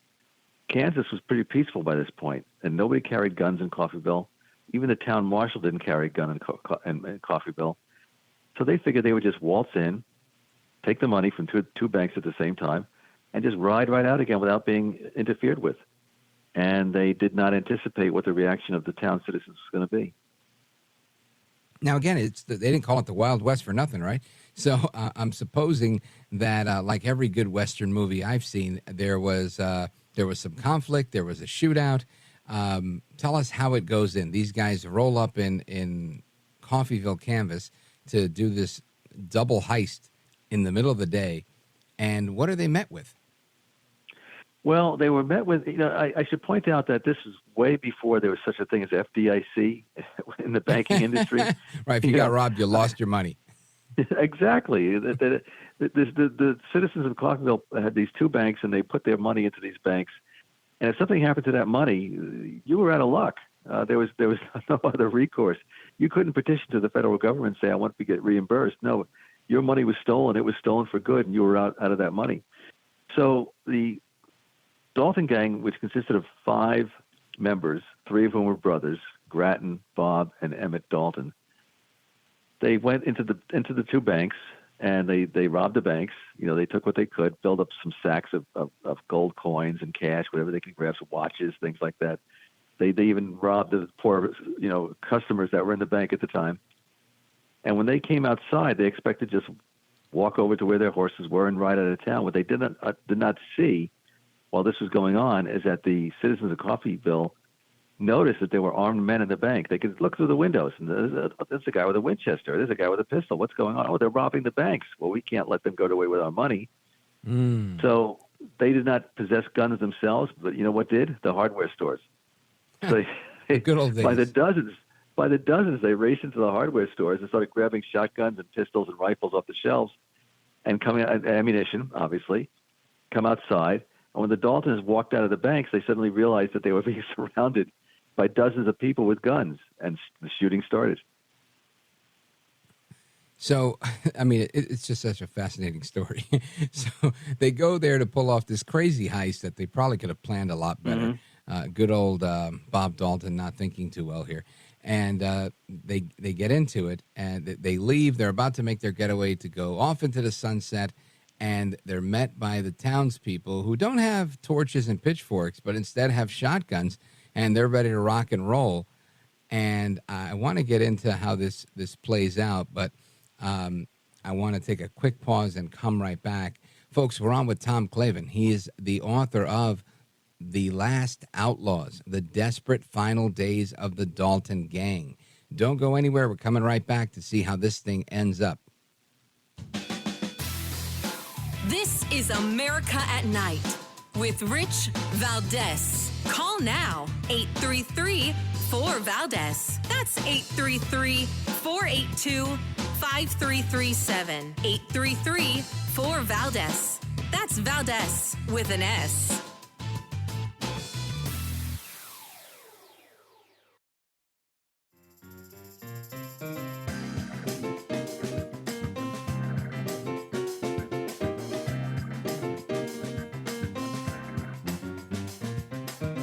America at Night with Rich Valdez. All right, America, welcome back. We're discussing the book by Tom Clavin, The Outlaws, The Desperate Final Days of the Dalton Gang. And it's a fascinating story. And honestly, I see so many parallels to today. It feels like the Wild West was the precursor for modern day organized crime, modern day political corruption. The thievery just seems the same to me. And we have a caller from Wichita, Kansas on KQAM with a comment about Coffeyville. Let's go to Vernon in Wichita. Vernon, you're on with Tom Clavin and me, Rich Valdez. Go right ahead. Hi, gentlemen. I just wanted to comment that I believe I talked with a gentleman when I was a teenager, and this would have been in the late 40s in Wichita. My grandmother rented a room to this old gentleman, and we were talking about Coffeyville because my family was from that area. And he told me, he said, well, I was out in the field working, and he said these men rode up on really fine horses, and they asked me something. I couldn't remember now what he told me they asked him. And they rode off to Coffeyville, and he said, I didn't know who they were, but he said, like I say, they had fine horses and they carried a lot of guns. And in that time period, it was unusual because, as Tom has said, no one carried a gun except the lawman, if they even did then. So I personally think he had no reason to lie to me. It was just a conversation. I think he was the last person to speak to the Daltons before they talked to the other folks in town. That's my opinion. But oh, thank you, Vernon. No, I believe you. I think you're right. That's a really good story. And if you don't mind me saying, I was just in Wichita last April, and I love Wichita. And a shout out to the folks at Watermark Books there. It's a wonderful place, Wichita. But I think you're right. The Daltons came in from the country, and they talked to a couple of people along the way, and they wanted to make sure they were heading in the right direction to get into town, and the part of town that they wanted, because they wanted to make sure they showed up right where the banks were. They didn't want to end up at the other end of town. They wanted to show up where the banks were because they wanted to go in there to have a smooth operation, go in, go out. It turned out to be anything but a smooth operation. It's crazy how things play out. Vernon, thank you for your call. I appreciate it. And Tom Clavin, I want to make sure that we give the story its due. So we leave off with the Dalton Gang, and we got about 3.5 minutes to wrap it up. But the Dalton Gang is in the bank. They're exiting the bank. They come out to the townspeople that are meeting them with shotguns and pistols. And how does this thing play out? Well, not very well for the Dalton Gang, as you can imagine, with all this firepower arrayed against them. They probably, the smart thing would have been done to say, okay, gosh, we didn't expect this, we surrender, but they didn't. They just shoot their way out, and one by one they were killed. And they killed other people. I should point out that there were 8 deaths in this shootout, and some of them were citizens of Coffeyville. The Dalton brothers, Bob was killed. The brains behind the operation. The brain, yes, I know. Smart guy. So there's some justice to that there. And the other, Bill Power and Dick Broadwell were killed. Emmett Dalton was the only one who survived this tremendous shootout. And I devote several chapters to it because there's so many details that are fascinating about this mass shootout involving the bandits and the citizenry. But Emmett Dalton survived, even though he had been shot 23 times. and he was the youngest of the Daltons, and he survived. He ended up doing 14 years in prison, and then afterwards he came out and became a very successful Los Angeles real estate speculator and movie producer. Different kind of bandit. Yeah, right. More modern day. Now, Yes. Tom Clavin, let everybody know how they can get a copy of the book. Well, I do encourage people to go to their local bookstores. I'm a big supporter of independent bookstores, and if that's not possible, there's Barnes & Noble and the other chains, and, of course, Amazon and BNN.com. And if anybody wants to see what else I've done lately, Tom Clavin, TomClavin.com. And what else are you working on, Tom? Well, Bob Drury and I have done several books together. We did Blood and Treasure. That was about Daniel Boone a couple of years ago. And we have a book that's coming out next spring called Throne of Grace, about the explorer Jedediah Smith and his mountain man travels across America in the 1820s and 1830s. That's next in the chute, and I hope people will enjoy that. Outstanding. And again, your website is tomclavin.com, TomClavin.com. Tom Clavin, you are a gentleman, a scholar, and a patriot. I really thank you for staying up late and telling us all about this, because it's a fascinating story. Well, my pleasure. Thanks for the opportunity to talk to your listeners. You bet.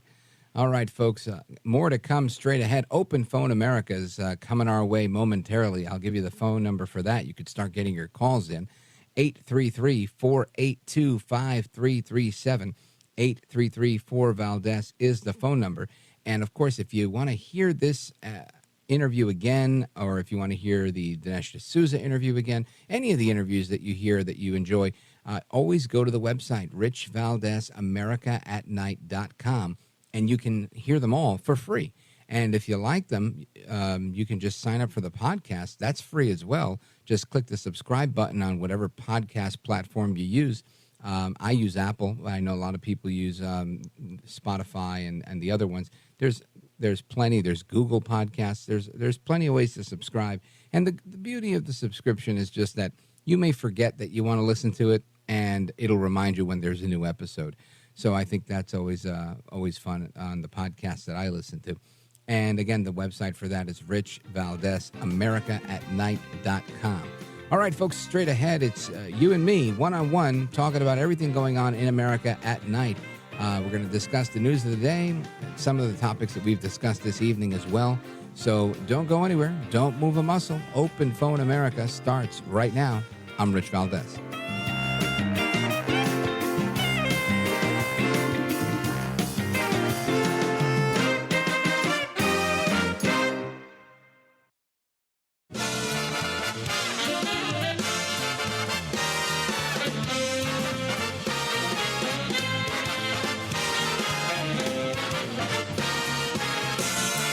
Live from the city that never sleeps.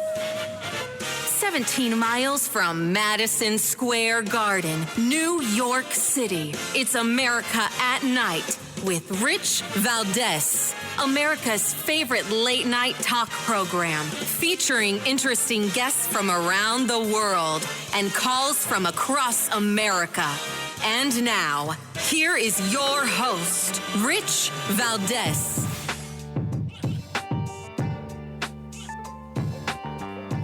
Hi there, good evening, and what's up, America? I am Rich Valdez, Valdez with an S, at Rich Valdez on all of the social media. And welcome. It's hour number 3. If you want to give us a call, feel free. It's Open Phone America. That's what we call hour number 3 here, where we talk with people from all over the country and sometimes all over the world. Our phone number, 833-482-5337, 833-4-Valdez.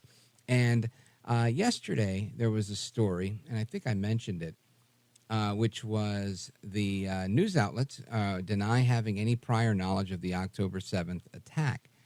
And that was because they were being criticized for having photographers embedded with Hamas, right? So CNN, the New York Times, the Associated Press, and Reuters said they had no prior knowledge of the October 7th Hamas attacks on Israel after the Israeli government criticized them for having these freelance photographers embedded with the terrorist group. CNN and the Associated Press said that they are no longer working with the freelance photographer, Hassan Eslaiah, Eslaiah, Eslaiah. I don't know. Anyway, the company Honest Reporting monitors media bias against Israel, posted photos and videos of Mr. Eslaiah. The images included one of Eslaiah with Hamas leader Yahya Sinwar, and another one where they said that was taken after Eslaiah crossed into Israel and took photos of a burning Israeli tank. So lots going on right there with that. And listen, I mean, journalists are journalists, and they're embedded and they're war reporters, and I get that, right? They stay far enough away. But this one seemed like, you were going on an ambush. This wasn't like an active war zone. It became an active war zone. Maybe I'm looking at that the wrong way, but it seems to me like that's the case.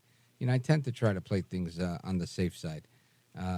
Call me conservative, if you will. Anyway, that's that story. So we'll touch on that. There was also a story I wanted to mention here. Let me see if I closed it. We won't do that one right now. There was another one here. Hold on. 8 more people have been subpoenaed to testify before James Comer and the Oversight Committee. That should turn out to be an interesting day of events with some good audio that we could play for you guys. And let me see who was hitting the head by a string. Oh, man, that's a horrible story. I'm not doing that one. All right, we'll stay on that. Oh, I know which one it was. It was the story about 200 people being molested by priests in Spain. This is from like 2 weeks ago. It's been on my desk for days, and I've been meaning to get to it. And I just think, man, what a horrible, horrible set of events there. We'll talk about that a little bit later. But right now, I want to go to the phones because there's a ton of people on hold, and I want to make sure that we get to everybody. And we've got calls from Idaho, from Florida, from Michigan, from... Let me see. What's the Philippines? That's always my favorite. Let's go to Gil in Manila, the Philippines. Gil, welcome. Hello. I want to congratulate you on you doing so well with the show. I'm sure Kevin Delaney just beams from ear to ear when he sees your new numbers. You're doing great. Yeah, well, thank you. It's funny. Yesterday, I had a video call with Kevin Delaney, and it was a very he was beaming from ear to ear, and we were talking about the numbers, which is interesting. He's a very nice guy, and I'll tell him that you said hi, although he's probably listening because, he's got the coolest job in the world where, he gets paid to listen to talk radio, right? I thought getting paid to do talk radio was the coolest job in the world, but listening is even easier, Anyway, Gil, what's on your mind? Well, first of all, I don't feel very special anymore. You have another caller from the Philippines, but... That's because of you. That's life. That's life.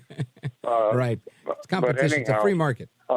Tomorrow at this time, I'll be at our Veterans Day ceremony here. Manila is the site of the largest United States World War II cemetery outside of the United States. There are about 19,000 burials here, and a memorial wall of the missing in action that's another 35,000. So it's quite a place, and we have a ceremony there every year at Memorial Day and Veterans Day. And even though I'm confined to a wheelchair, I'm going to be there. I'm going to get to sing the Star Spangled Banner and salute the flag. And, it's great when you can be so far from home and get to do things like that. Amen to that. And I want to thank you for your service, Gil. And make sure you tune in if you can to the show tomorrow, because we'll be doing an ode to veterans all across America. Of course, my late great predecessor, Jim Bohannon, was a veteran and was fond of the veterans, and will continue that tradition here as well. And, of course, this weekend, I just want to mention this, Gil, because I think you'll appreciate it. This weekend on the 12th do this call of every November, year. The 1-year anniversary of the passing of Jim Bohannon. So we'll be mentioning a little bit more on that on tomorrow's episode. Gil, go right ahead.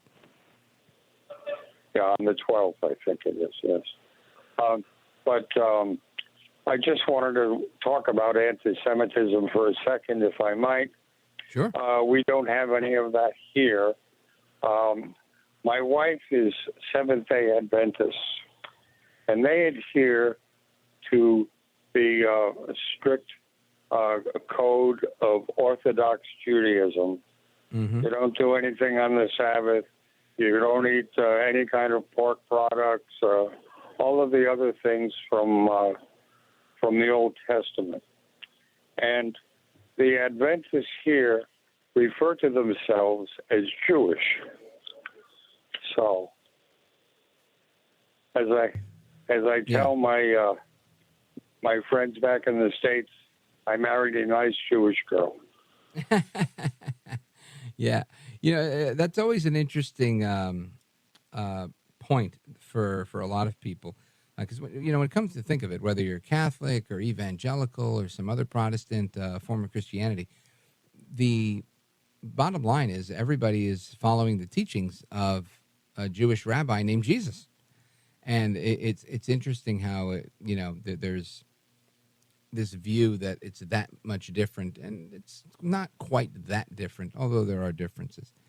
So what does this celebration entail?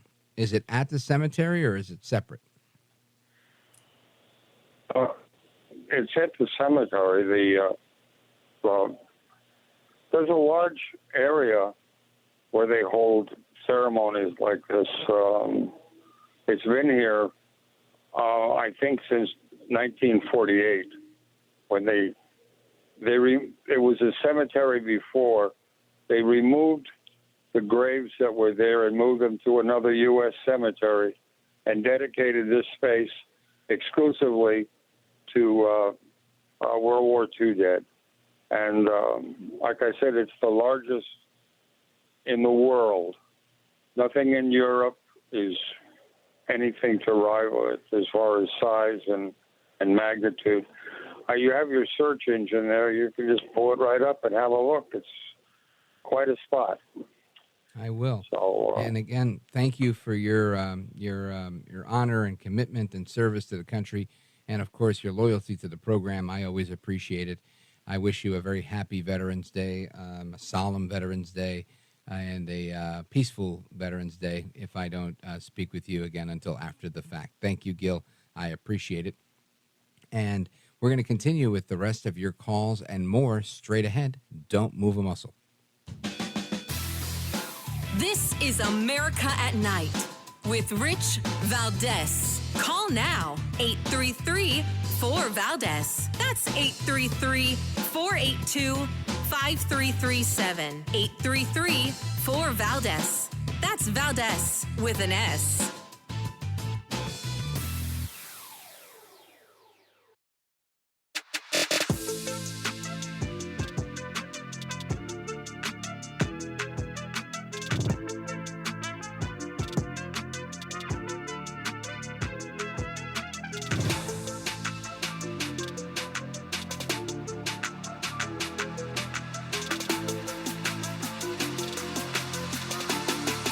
He's brown, he's bald, and he's breaking it down. It's America at Night with Rich Valdez. All right, America, welcome back. And I'm looking at a story here, USA Today, I believe, yeah. So this guy was working on a high voltage wire and got electrocuted. It destroyed his face. Well, doctors just gave him a new face, and he also got an eye transplant. Aaron James is working on a high voltage wire. He's a lineman back in June of 21 when his face touched a live wire. 7,200 volts of electricity coursed through his body, costing him his left eye and much of the arm that reached up to try and protect it. It also burned his nose, lips, cheek, and chin down to the bone. Badly disfigured, the military veteran from Hot Springs, Arkansas, couldn't taste, smell, or even eat solid food. In May, Mr. James, who's now 46, it's a year older than me, he underwent surgery at NYU Langone Health, New York City, baby, to replace the tissue on his face and give him a new left eye. More than 45 people have received a face transplant globally since 2021. That's not a lot of people. But James is the first one to receive an eye along with a new face. It's not yet clear whether the new eye, which comes from the same donor as the rest of the face, will ever allow him to actually see, but it appears to be healthy so far. The team hoped that the transplant would provide a cosmetic improvement and that the eye might work. On Thursday, today, James and his doctors shared a story publicly for the first time, and they talked about his injury, his donor, and the efforts to give him back a normal life. Yeah, I tell you, this guy looks like $1 million. I'm looking at a picture here. He's got a scar across his face, but it looks like it's his face. I mean, I don't know what he looked like before, but it doesn't look bad from this angle. Mr. James said the surgery has definitely restored his self-confidence, saying, quote, "Since the transplant, I tell people that I can't walk past a mirror without looking at it. You and me both, sir." And he says it makes him stand up taller. Well, Godspeed to him. This is a great story. 5 months after the surgery, James is healing really well. His doctor, Eduardo Rodriguez, the director of face transplants at NYU Langone, led the process. He says he can't see out of the transplanted eye just yet and may never, but he can eat, smell, and taste again. He's speaking more normally and is no longer hooked up to tubes or machines. Wow, that's fantastic. The surgery was, 21 hours in length, and they did it over Labor Day in May. 14-person medical team working across 2 operating rooms, and they had to do 15 full-scale rehearsals over 3 months, including a 3D printed replica of Mr. James's body to help the entire team understand exactly what they needed to do. Dr. Rodriguez credited the team and their success with the months of planning and dedication to Mr. James's personality and his family's unwavering support as well. Let me tell you, this is fantastic. Look at this guy. I mean, he looks like a burn victim almost. Like you could tell there's some disfigurement, but nothing like being burnt down to the bone. I mean, wow. Absolutely miraculous. So if you've got a story even remotely close to this, give us a call. 833-482-5337, 833-4-VALDEZ. I actually, in my personal life, have never met anybody that has had like a face transplant or something like that. And I'm just fascinated by the concept. I think it's amazing the things that we can do. And I want to go to the phones. Let's go to the calls. Let's see. What do we got here? Eduardo, Tampa, Florida, listening to Rich Valdez, AmericaAtNight.com. Go right ahead. Yeah, thank you, Rich. I wanted to bring up a couple of things. First, Samantha Waugh, she's a Detroit synagogue leader. They have a suspect in custody, but they don't want to name him. And keep in mind that Dearborn, Michigan has a high Muslim population, so we'll see what happens with that. And the second thing I want to bring up is the migrants over there. Wednesday, President Biden gave $12 million to Costa Rica. In 1 week, there was 14,000 migrants from Panama to Costa Rica. So you got a couple of countries over there that are busing these migrants up north. So I think that's something that we need congressional hearings on. Well, and they've actually had some, and they've talked about this. Panama is the staging area, and Panama's no longer like, the canal zone's not under U.S. control anymore. It's run by China. And it's just, this thing is clockwork, right? The way they've got this thing operating, it's clockwork. They send everybody to the same place. They come across the border in the same place. Right where they're coming across the border, the Biden administration has directed the Border Patrol to open up fences, cut holes in fences, open up emergency doors. They're doing everything they can to let them right in, labeling them as asylum seekers, even though legally they don't qualify for asylum. But once they say they're asylum seekers, they get them on this app, CBP One. They say, all right, here's your court date. They don't get ankle bracelets. They don't really even get processed. And it's kind of like, hey, listen, you're going to come back for court, right? And they go, yeah, I'll be back. And then they leave. And the ones that run away are the gotaways. And we got to ask yourself, why are they running away? Obviously, they're running away because they don't want to report. And they don't want to get the free services that they get when they arrive, whether it's free medical care, the debit card with the money on it, the cell phone, the little care pack that they get. They set them up for success. I oftentimes think, obviously, at least in my family, my first cell phone, I had to buy it. And, back then it was really expensive. And my kids, same thing. I bought them their first cell phones, and then they had to buy their subsequent cell phones. But everybody, in my family, we're buying cell phones. And listen, I believe in give me your tired, you're poor, and giving a hand up. I really do. But clearly, we're so far beyond the point of trying to help someone when we're hurting our own country. And you see big cities that were once very liberal and still are, but these big city mayors that are crying poverty, saying, look, we can't do it. We're overrun. We're this, we're that. We can't afford this, and we can't afford that. So it's an unfortunate chain of events that's happening. But Biden and his gang, they know exactly what they're doing and how they're doing it. And again, it's very it's unsettling, to say the least. Now, with respect to the other thing, this Gregory Yetman was never arrested after the Capitol riot, and now there's an FBI search underway. We'll get into that in a little bit. I don't know much about that story. I'm taking a look at one of the updates on it right now. We'll see what's going on with that. Anyway, folks, we're coming right back. Eduardo, thank you for the call. I appreciate it. Hope you'll call back again. 833-482-5337, 833-4-VALDEZ. We continue with your calls and more right after this.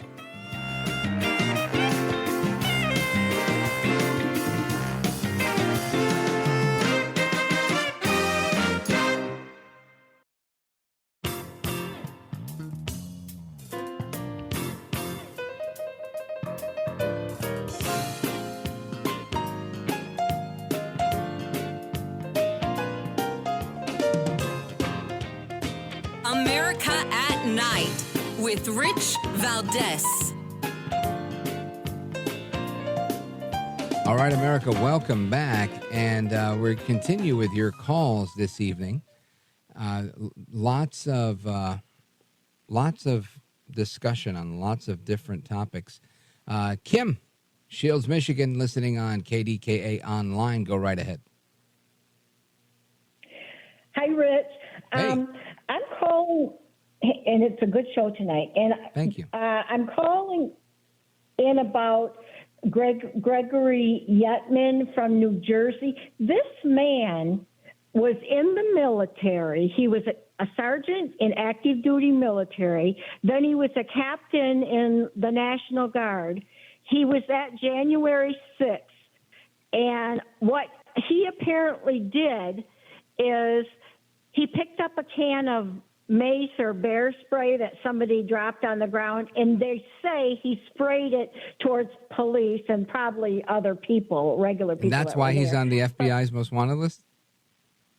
Yeah, and they got dogs and helicopters. He's been he must be terrified because he picked up a can of bear spray at January's. He didn't murder anybody, this poor man, all he did is most of his life is serve his country, and the FBI has unleashed on him. They've got drones and helicopters, and they're searching the better part of New Jersey.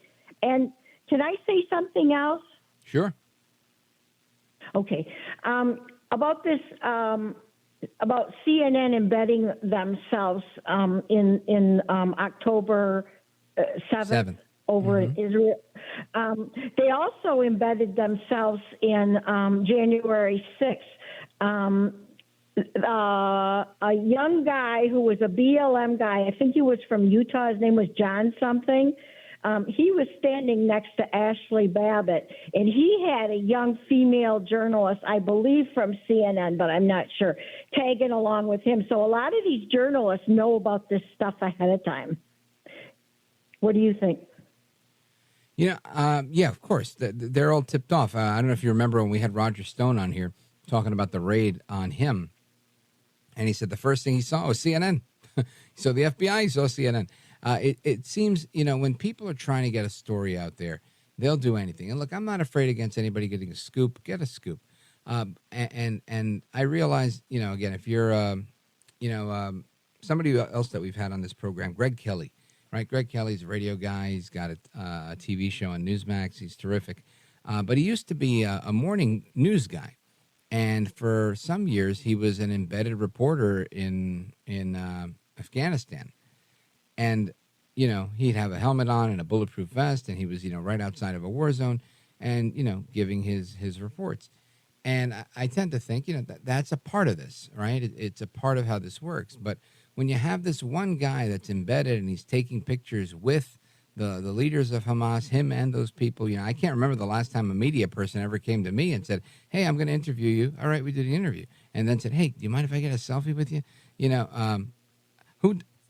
And get a kiss on the cheek. Who does that, right? I mean, if you're there to take pictures, take pictures. You don't have to sit there and make out with the guy.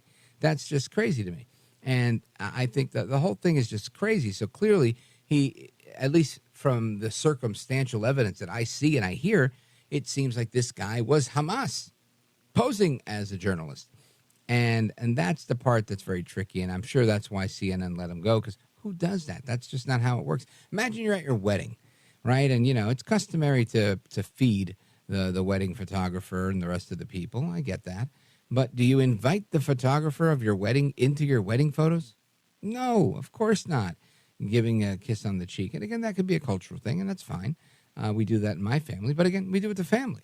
I don't necessarily kiss the leaders of terrorists on the cheek, terrorist organizations. So I think that whole part of it is crazy. And this thing with Yetman, the whole thing doesn't make sense to me. It smells very fishy. The fact that there's a lot of people that they didn't find and didn't go after, and all of a sudden they want to go after this guy. I don't see how this is making sense to me just yet. So I'm sure there's a little bit of backstory here. Maybe I'm not reading between the lines well enough, but it doesn't seem very legit to me, this whole manhunt on this guy.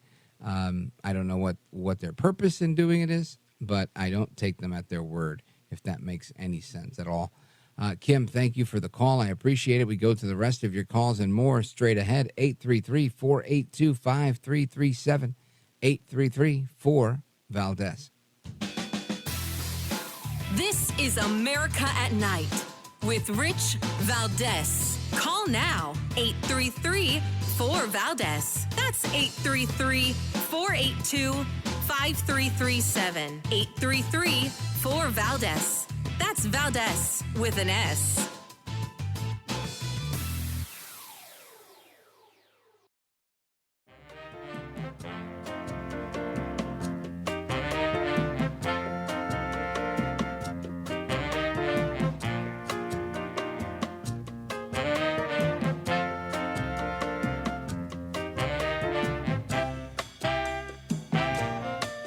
America at Night with Rich Valdez.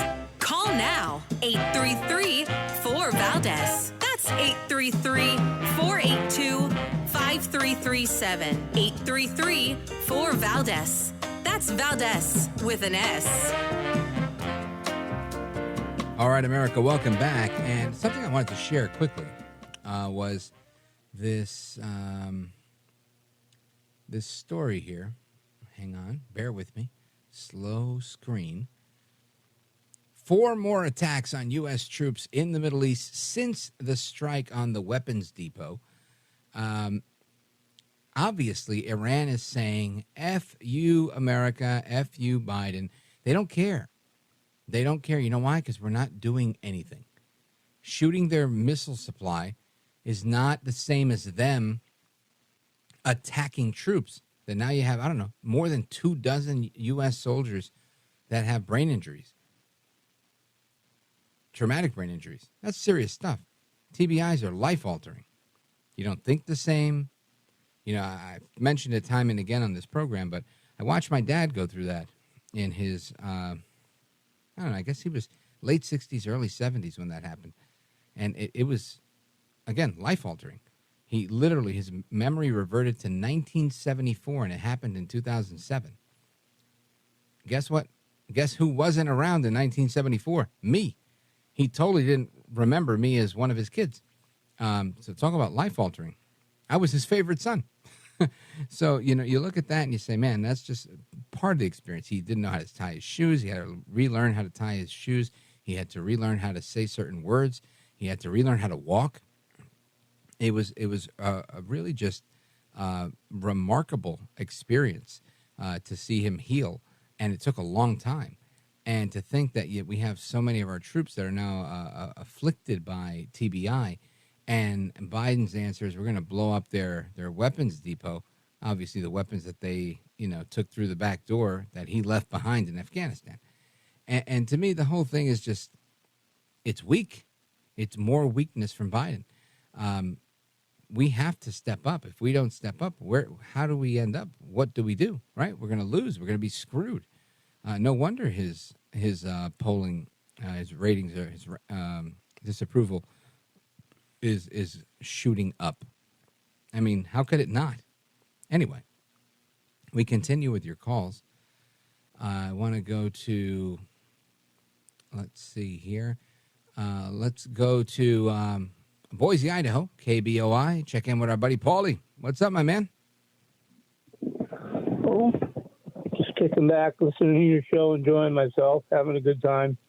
Amen to that, brother. Something informative, something to make me think about. You always have good topics. Oh, thank you, brother. I had a question. Yeah, well, you're welcome. I had a question for you in regards to Homeland Security in Mayorkas. I thought I heard you earlier say that he was going to be impeached or try to impeach him. Yeah, well, Marjorie Taylor Greene has introduced a resolution for that. I don't know if it'll get out of committee and if it'll actually happen. There's been several pushes to try to impeach him, and they haven't happened yet. I don't see why. I think we should be able to pull that off. I feel like people are being slow to do that for whatever reason. There's probably a rhyme to it. At least I'm being generous in saying there's probably a rhyme and reason to it, but there may not be, right? It just could just be they don't want to rock the boat. I don't know. I think there's a lot that Republicans can be doing, and I don't want to be overly critical and say, oh, they're a bunch of spineless sissies and wusses, and they might be. But it seems to me like they're trying to be methodical, trying to win over the rest of the American people that aren't as bloodthirsty as I am, to see, people pay the price for certain things. So I don't know. Now, did you have a question about the Brennan Clapper Commission? Yeah, that was the second half of the question, yeah. Do you know anything about that? It just came on TV. It was a quick blurb about 2 months ago, and that's all I heard. Yeah, at the end of September, I know that the Republicans have made a push to defund this new intelligence experts group. And I don't know the outcome of it as of yet, but I know they wanted to bring back Clapper and Brennan as experts on this. And obviously, this is insanity. And, when you start to look at these things, and I'm so glad you brought this up, this is ultimately how it's not just Washington that works that way. It's literally It's organized crime. It's the only way I could explain it. If you care to use this juxtaposition as an analogy, right? So, I grew up in Brooklyn, and there were private sanitation, public sanitation, the police department. Everybody, there was, I'm going to use the word mafia, and it wasn't all real mafia, but there was a mafia that controlled all of these industries, if you will, right? If you wanted to be a cop, during my time as a kid in the 80s, growing up, all of the brass, all of the head honchos, everybody was Irish. That's just how it worked. So they brought their guys in, and that had been like that for decades and decades. At the time, the Italian mob had gotten out of the private sanitation business, and the Russians in Brighton Beach had kind of taken over. Italians had gotten out of the pizzeria business, and Albanians were taking over. And the point is, they take over the industry they want to control, right? That's just how it worked. And I'm not saying that Irish people in the police department are bad guys. That's not what I'm saying. I'm just saying that's just the nature of how things work when you're exerting influence. And this is exactly what this is. Bringing Clapper and Brennan back, it's for them to be able to guide and direct the direction of things, to throw them off the trail if anybody's hot on the trail of something that could be detrimental, and I'm going to speculate and say a previous bribe or some work product that they created that they don't want to see tampered with. But that is literally the consequence of having elections and having a new administration and going in a different direction. So bringing Clapper and Brennan back are, in my opinion, just another way to have the deep state have influence, to have some more control. In a perfect world, you would say, oh, we've got the former CIA director and the former DNI. Super.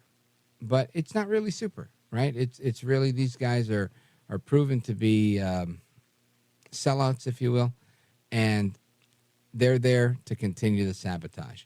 It's same playbook time and time again. And they want to use their police state powers to continue screwing us over in one way or another. At least that's my take. Paul, thank you for your call. Let us continue here. Let me see where we go from here. Let's go to Matt, Morehead City, North Carolina, 80 miles north. Go right ahead, WTKF. Hello, Rich. Nice to talk to you today. Likewise, bro. First of all, I'll make this real quick because I'm an editor. Biden is a bumbling, fumbling, stumbling idiot. Joe El Baboso Biden. Yes, sir. And number two, quickly, Gilp in the Philippines is a great caller. I've heard him for years. Yeah.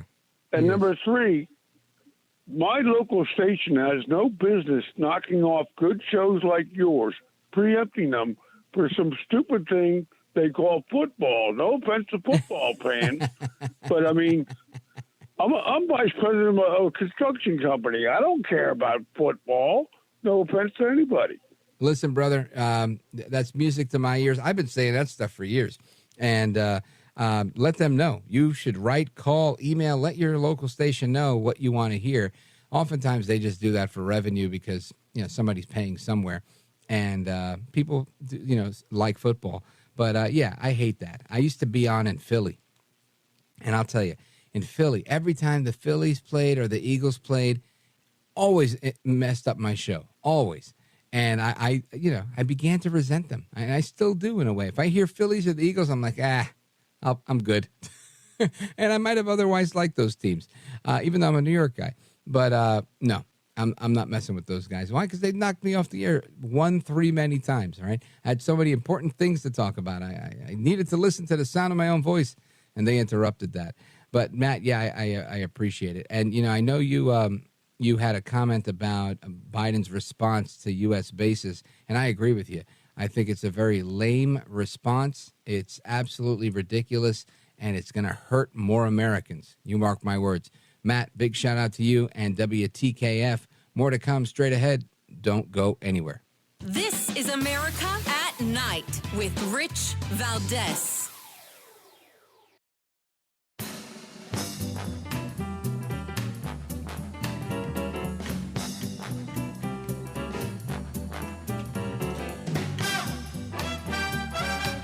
This is America at Night with Rich Valdez.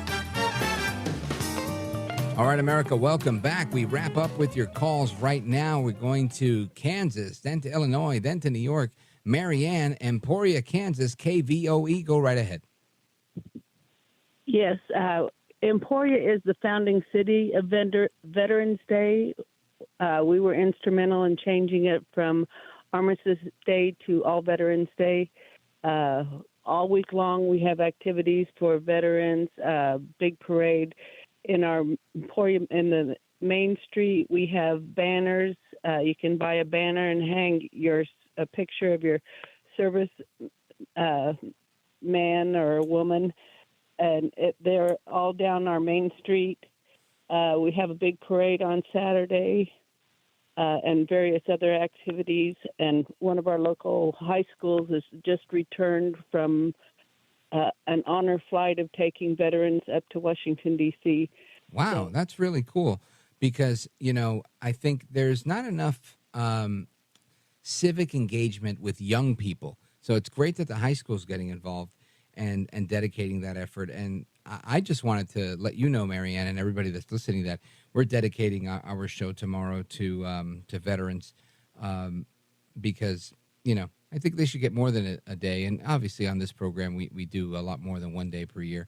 But on their day, I want to make sure that we honor them. And anybody has a call or a story they want to share about a veteran and their family, please do. Marianne, thank you for your call. I appreciate it. Big shout out to Kansas, KVOE. And speaking of veterans, I wanted to share, let's see. How much time do we have? We won't have time for Jim and Linda. I'm sorry about that. I really was looking forward to speaking with you guys about the cops in January 6th and about the Jamal Bowman case. But I do have to make a mention of something. Earlier today, I was in Westchester County, New York, at a funeral, at a wake for a great man, somebody I had not met personally, but I know his son, another great man, somebody I respect and have a lot of love for. And I just want to dedicate tonight's program to the memory of Thomas Patrick Cementa from Pat Cementa Plumbing and Heating. A great man who lived a full life and gone too soon. But we honor him. We honor his memory. And we'll continue to honor the memories of those that are fallen and those that are still with us on our Veterans Day show tomorrow. So make sure you don't miss that. All right, folks, the music means they're kicking me out of here, but you can keep it locked right here on this station for more programming to follow. Hasta la próxima. Until the next time, take care, good night, and God bless. I am Rich Valdez, and we'll do it all again tomorrow.